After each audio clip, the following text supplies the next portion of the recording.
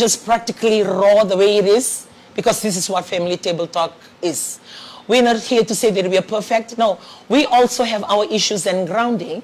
That is good for us to share, that if you are going through that process, for you to tell yourself, it's okay. It's part of that process to bring about, whatever's going to happen, another progress in your life.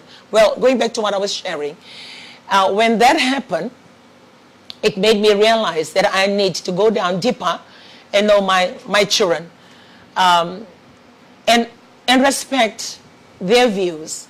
So, as and when they were growing up, they were in their primary schools, very young, because my eldest daughter left earlier. So I give them time as we sit for our devotion every Monday. We do it every Monday. Every Monday as we have our devotion, I'll give that time for them to say anything. And I will tell them, you tell me if I'm not a good mother. Or you tell us if you're not good parents. You tell us what you don't like. And it's amazing. And sometimes, and I will be telling them, okay, if it's hard for you to say it, I will need you to write your letter and leave it in a place that I can pick it up, or leave it on the table after breakfast, that I can read it, or put it in my room. And they write letters. And some of those letters I pin in the corner of my office way back at the Pacific Hangar when I was working. I post those letters and I paste them on the wall for me to remind me my children's opinions of me as a mother and as a parent to them. And it really helps me. And that is why I want to share with us today. Sometimes we can be so adamant to see through saying that we are always right because we are parents. We feel so responsible for our children. It's not wrong to feel the same. But this morning, if anything that I would like to share with us, take some time just to take a step back and just listen. And just listen to your children. Because I did that to mine. It helped me, and it helped me with my grandchildren. I listen to them. A few of them make wrong decisions. They make wrong decisions in life. And when they make wrong decisions, I'm always there for them. And for us, it's very vital because we have started the church, and we are church people. And that thinking church people are not supposed to sin. So expectations is very high from the public opinions and from in the congregation and the members. But yet I have a simple family just like yours that have children who are not angels. They also make mistakes. And when they did make their mistakes, I was the first one there, raising my hand, hugging them and tell them it's okay. It's okay. Words, circle around, say, pastor's children, you have this position. I couldn't care less what the world say. No one will ever take away the fact that they are my children. And that is what I want to share with you today. Everybody else can have their own opinions, can say whatever they want to say. But at the end of the day, those children are yours. And you need to find the time to bond. You need to find the time. I'm so close to my children growing up that even their friends, I know all their friends. I know their friends' names. I know their friends' families. Even up to university level. I will know if they're going to school that day. When I pack lunches for them, I'll pack lunch for their friends as well. And if they come back and say, Nana, my friend is not actually from Suva. She's staying with this particular family and she's struggling through. I will help my children buy some groceries to help their friends where they're staying. And one of my daughters actually stayed in the hostel for years in a school in Lautoka. And sometimes she will say, Mom, I'm not coming home for the break. If I do, I will be bringing some girls, but I'd rather stay here because it's quite a fair bit of us. And I said, why? And I said, these girls, they cannot go back. They come from Rambi or they come from the islands, so it's expensive for them to go back. So what they do, they just stay in the whole school year and they go at the end of the year. And they will be staying here. I'd rather stay back with them. Please, can you just bring our food or help us with our toiletries? And I do that. When you become so involved in your children's life and be there for them, it's amazing on how you get to know them more than just your children. And they're free and willing to come and talk to you about anything and everything. Even if it's the very worst thing that you want to hear, they will feel so open and free to come and tell you. And like what I said, I learned my mistake. I made a blunder. I can say most of the time I share about my daughter and the repercussion of that now that I'm looking after her sons from her first marriage. And I didn't really blame her totally. It was part of the problem was myself, I could say that, because I was busy trying to implement or getting her to live the life that I lived. And it didn't work because she's a totally different person and she's a totally different human being. And I'm trying to make her to be the same as me. And I thank God for that teaching because it helped me handle my other 3 siblings. And also now dealing with my grandchildren, the same process that I went with my children, I'm having it with them. They feel free to come and tell me about anything and everything, and even their plans. And as we do, we either, having that conversation, then I will put aside, okay, since we're having this conversation, note it down. So when we have a Holy Communion, or when we pray during devotion, or when you're having your fasting, you need to remember what you have mentioned, what we have discussed. Okay, and then it goes on like that. So having a family, you need to ask yourself, am I enjoying my family? What role do I need to play? And sometimes I was sharing in England when we were there, that most of us, because we had women's program, 2 women's program, we had one in Scotland and one in Catering, and I was sharing with them, sometimes as women, because I was in that as well, on how you pay house goals, or you get people to come and look after your house while you go to work, or because you are committed to doing other things, without realizing it can be your relative, or it can be a paid labor that you hire. But sometimes you rely so much on this help or aid that comes to your house that without knowing, and if you're not careful, they begin to control your home and actually run your house without you having a say. Because that happened to me. I'm so busy that if they say, okay, there is none of these things, we are running short of this, so the usage, the managing of everything that was happening in the house, because I'm busy, I'm relying on this. Not until I came to my senses and I said, okay, why are we buying this when this thing is in the pantry? Why are we doing this when this is this? Why are we using so much of this? And then I begin to ask those questions. When I did, and it made me realize, no, I brought those problems upon myself. I'm trusting other people to manage my house. So I took control of that. I took that back on. And I see the changes. And I see how things can last. And the finances that I can save. So those are tips, for family. Like what I said, we are not here as perfect family to tell you how to live your life.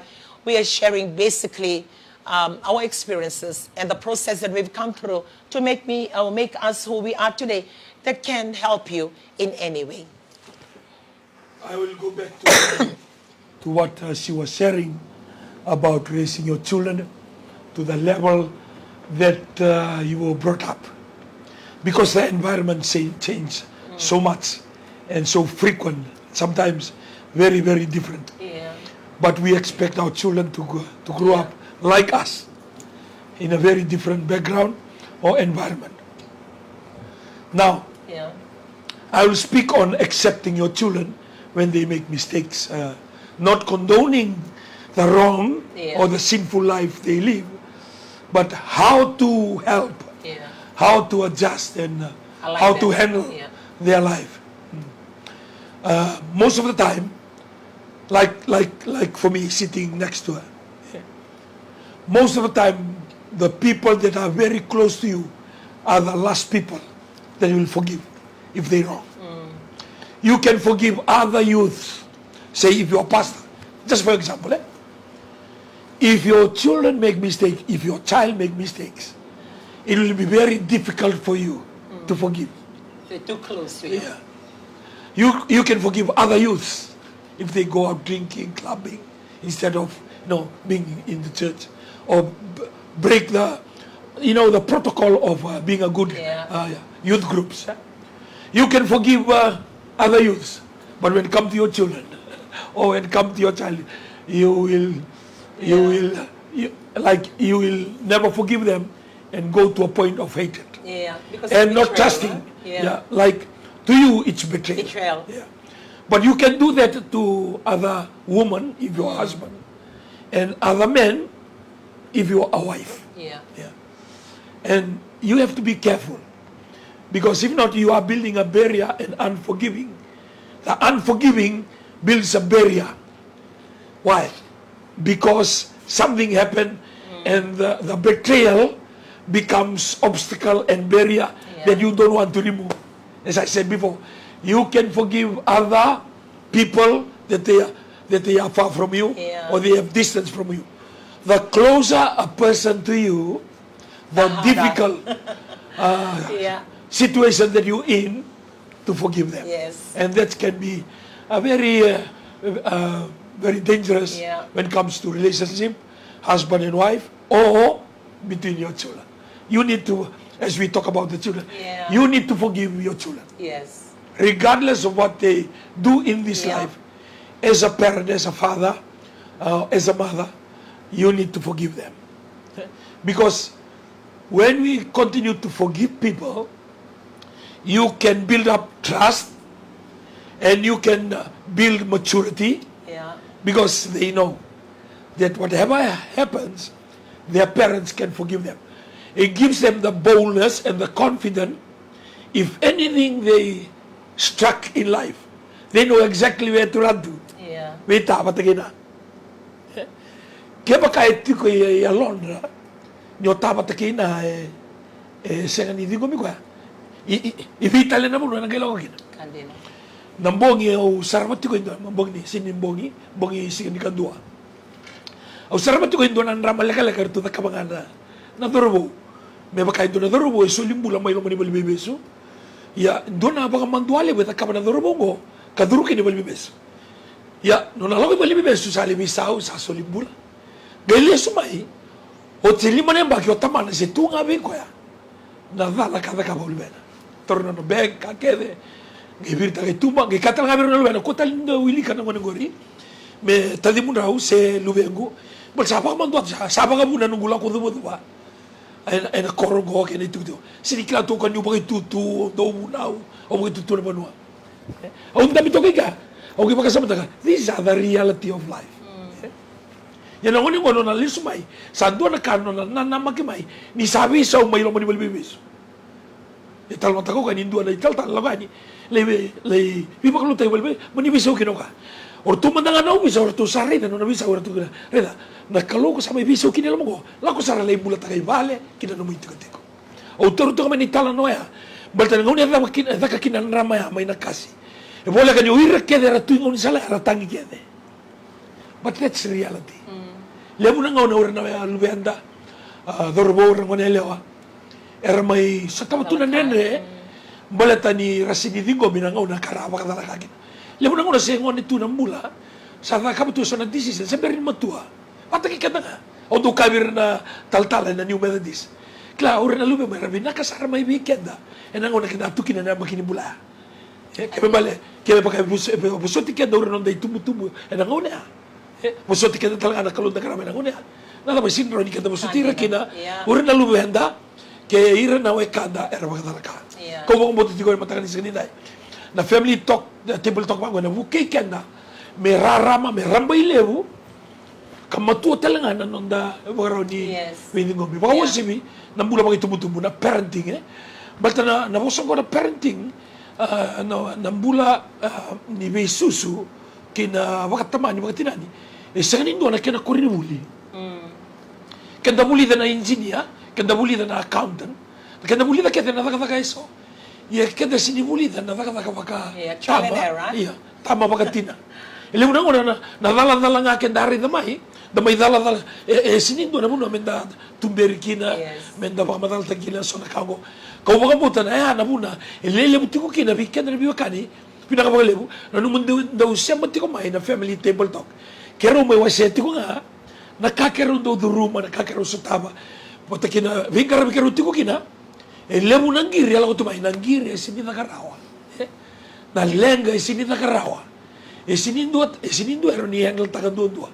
Hindi dabi wasita ka pakakongo, when we come and share on the table, on the family table talk, it will assist us at least to enlarge our knowledge and give us more wisdom and understanding how to manage.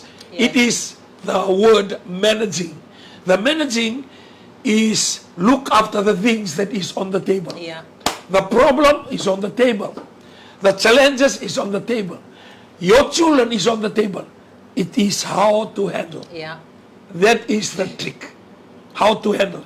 Motuwa na mga lava na wika sa tugori and ang dala ni tebeli. Kada wengar kita. Wengar mga italtala, wengar mga lulu niya busa, wengar mga turani koro. Dombe ka barong tini kuwa, iko buno ni takatako, iko lewa iretu, na tamata takataka. Iya may male, iko sinilewara o tuko, ito na lumemo, siro na lumemo. You control well in your workplace, but even at home, we are not controlling well.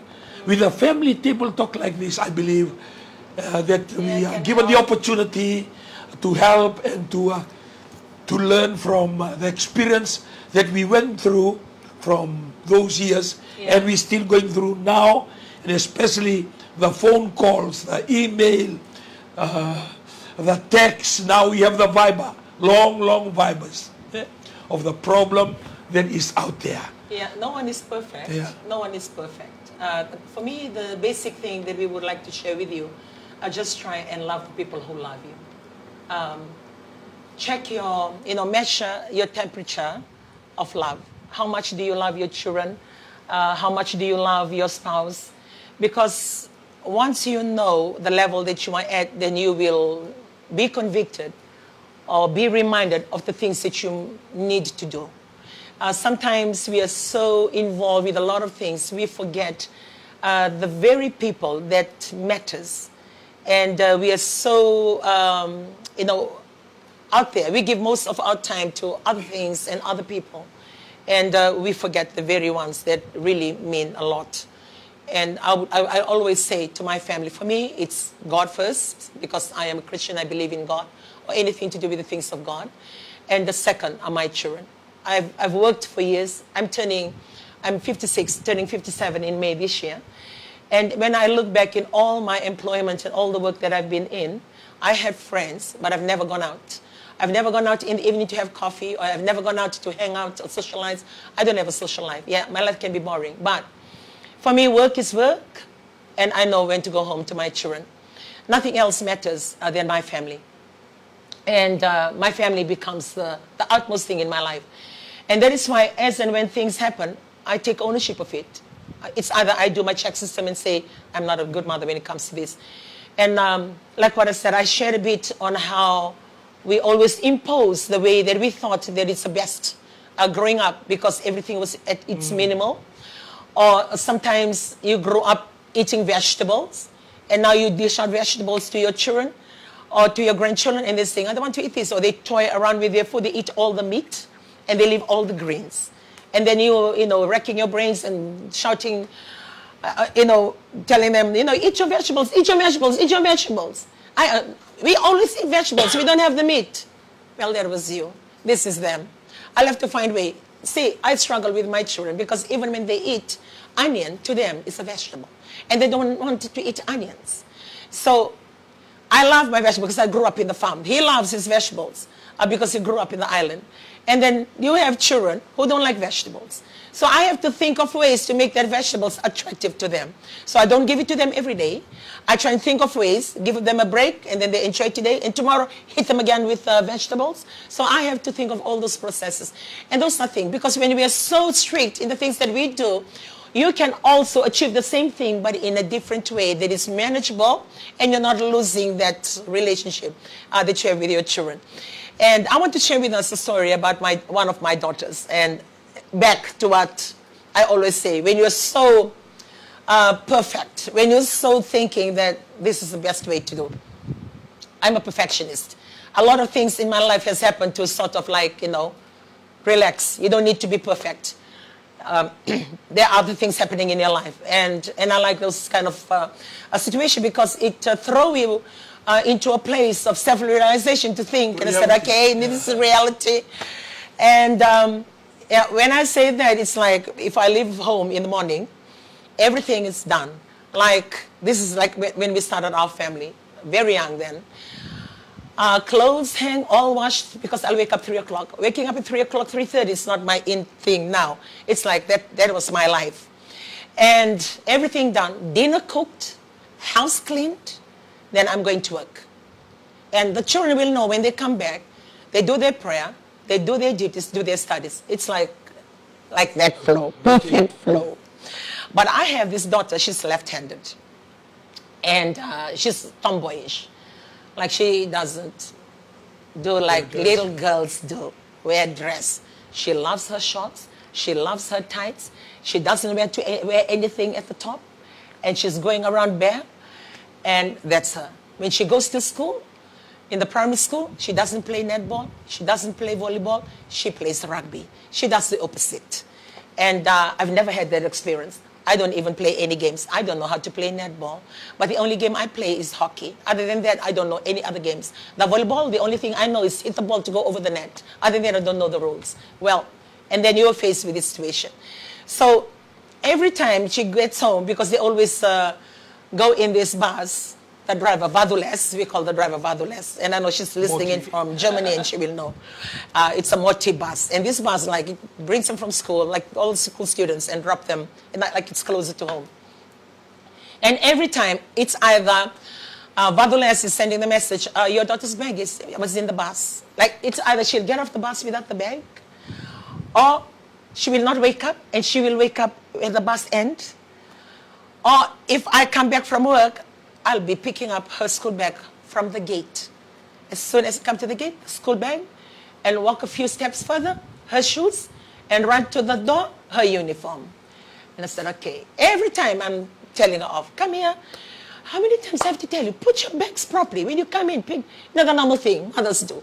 And I know mothers always doing that. Like we are always the one close to our children. And if they, take the percentage of voices in the house, I believe ours will be 90%, the dads will be 10. Because our voice is like from the morning, lunchtime, nighttime, even when they're sleeping, you're still talking to yourself. So the sound of your voice is filling up your house. Well, this was normal for us. And one particular afternoon when I came back, it was a birthday for one of my children. So I thought, okay, I'll go home and we'll go and buy the cake so we can just have a small celebration at home. And I came and I called her out. And I said, Fia, come. We're going to buy the cake. The thing that she said that day really struck me.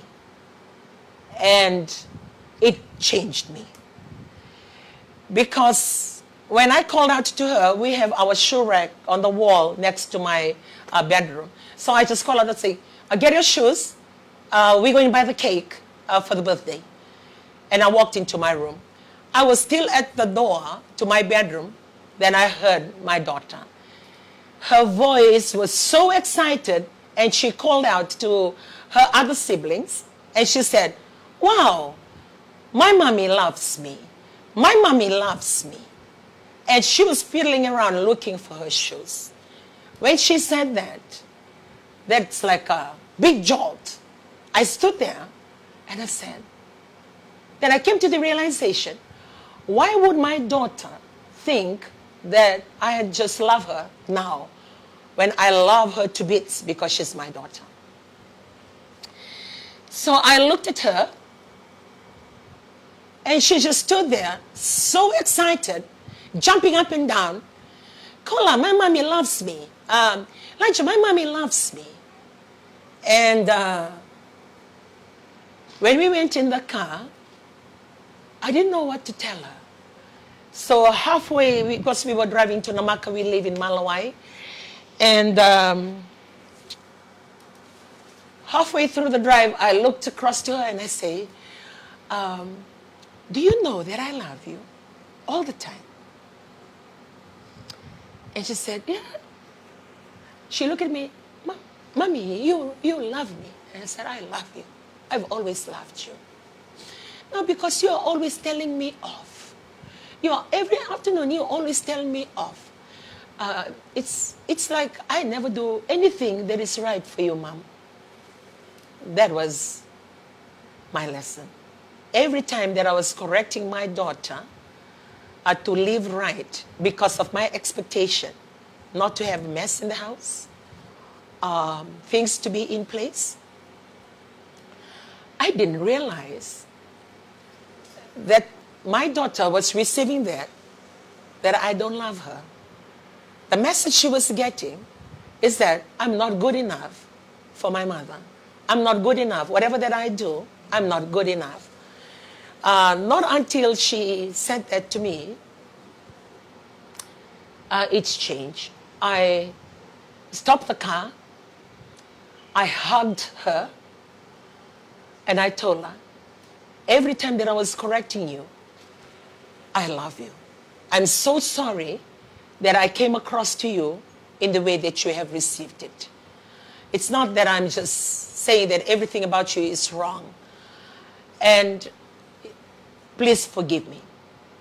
And I told her, I've never experienced anybody who's left-handed looking at things in a different way other than my mom.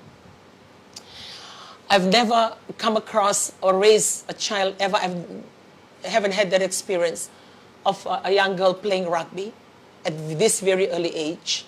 A lot of things was new to me, and I was trying to perfect everything from my own opinion, and my perspective was totally different from yours. And I never realized that I was coming across to you that you were not good enough. I'm very sorry. So I hugged her, even though it wasn't her birthday. That day, she remembered, and I know she's listening in today, she will never forget the look of that birthday cake. Not I either. The cake that we bought, it was maybe a simple birthday cake of $10 from Hot Bread for the birthday child. But that birthday cake became a reminder of the love that was misinterpreted to her, and the love and the realization to my life. So it was a restored relationship between a mother and a daughter. And I'm sharing that because we can be living the life we're living and bulldozing our way through because it's things that we think is right. But sometimes the way it's taken from our children, it's like we don't love them, or we're not there for them. Even though you will say, I love my children, I will do anything for them. Maybe it's a good time to stand back and just check the way that we talk to them, the way that we carry our lives with them. So after that time, when I come back from work and I see her bag at the gate, I looked at it in a different way. I pick up the bag and I'll call her and I said, look, Mom will be really more happy if you can. At least remember to bring your bag inside the house. I still managed to achieve what I want to achieve, but in a different way for her to understand, regardless of her mistakes, regardless of the wrong things that she does, I love her as a daughter. Yeah. Most of the time when we speak and most of the time when we teach, it's good because we teach. Yeah. We want our children to be good. Yeah. But it's the way that we do things. It can be misinterpreted. Yeah. So it can be a misunderstanding or a communication breakdown. Yes. The other thing that we can say, that we can improve, not only speak when things are wrong, Yes. you also compliment when they do big things. Exactly. Yeah. I like that. Yeah. Because most of the time we only talk, we only Yeah. speak When it doesn't work out. when something is wrong Yeah. or somebody make mistakes. But we never compliment. When Like for example, when you get off the bus, just tell the driver, thank you so much for the drive. Thank you for arriving safely to the bus stand. Or thank you, driver, have a blessed day. We tend to focus on the negative. We focus on the things that are not right. Yeah. But there's a lot of things that are right. Yes. But because we don't Say mention, it, yeah. that's why the good things are not displayed, and we are focusing on the negative, and we are not focusing on the positive. Say, for example, if something happened and it's not according to what our expectation, the news will be spread very, very fast and very damaging, and the social media will be just full of negatives. But if somebody do something good, like that goodness is unnoticed because we focus only on the negative. So when the goodness come, kita sa katuni kila, kita sa katuni tompo karaw, nindo na kami nagala ko tikot. Dabi ba kaya natagin mata ka? Oh, good morning. Ano binaka? Wiutin man nga. Doon dapat patungan na doon yung damon tao. Doon siya nga doon na rumo. Doon mula siya doon naman. Doon nga kami doon yan. Doon biso tayo mga, ano binaka? Oh, you look good today. Yeah. Those good words is take good things and build good relationship. Yeah. Yung kapag ako sa awawato nga, minto nga nakalilay, you only comment when things are not right. Yeah. We don't comment when things are okay or even better. Yes. And I believe those words of commendation, you are building a character. And you build up the trust between you. Yeah. The relationship becomes stronger and stronger because we are focusing on the right. We are not focusing on the wrong. Doon ang una, utakabulito ko na lesson mo. Okay ko tamay, doon ang tabahaway. Kaya may mamatu. Okay, bitin ba ako, okay na. This bottle here is half full or half empty. Lebra kailangan may half empty. Yeso era kailangan may half full. Around doon nururua. Iya pagkatawa nga nakawaray na tiko. Kaya kaya half full, you want the bottle to be full. But if you say half empty, because you are looking from the negative side, oh, kaya rin ikaw, isin man nalang kayo na half of this water that's supposed to be there. So, when we look at things, the things that you say is very, very important. Ni ko rin doon na ka, na ipagkaraw ni kako mo sa kina, sa rimimbi. Although ka magalibu, kaya kung minakata mo tuwa na kina na mubisig na mataka, iya viso taka na mubosa ni kuha. Erawa. Enarawa. Mata ba, tunaro ni nakamagori, iturawa, erawa. Okay, tuloy, ibito nga na isele, tali, erawa. Na numubisig ni mataka, itarin na ki, enamoso, o tuko na ni kuha. Kaya bale, ni ko na mo sabi na katubira ito ng wani, kim doon na raw ka, kim doon na binaka. Sa alam ko lang ko sa lady, tikit to ni mula, sa makakot deposit ko ng bagay. Usa deposit na katunga na positive. Iki ko sa deposit na katunga na positive. Sa na there may na positive. Kung ko withdraw kina, iko withdraw ta kami na positive. Ano ba bato ka? Kaya bale, na family table talk, kaya rubi maong gate ito gani. Na lewo nga ni ka, binaka ko rin ni nakama. Kaya they will have a balance. Have a balance. If you're commenting like what he said, have a balance. If you are addressing their negative ways or their wrong ways, also compliment them. And sometimes they do things that is not according to what you want them to do. I'm talking about families. But sometimes they tried, and sometimes they make little things that at most times we don't notice. I'll use my family a lot as example because I learn from it as well. Last time we were having a devotion. This is a particular grandson of mine that I'm always addressing him because he's lazy. And I said, every time I see you, the way you do your duties, you're very lazy. It's either you do, touch up only at the top, you don't do a thorough job about it. And I'm always talking to him and reminding him. And I said, look, don't be lazy, do that. Who's doing this duty? And then, oh, it's me. Okay, you haven't done this, please do it. So last night as we were having our devotion, the change that I've noticed, even before going for the week, and then when I came back, I see him.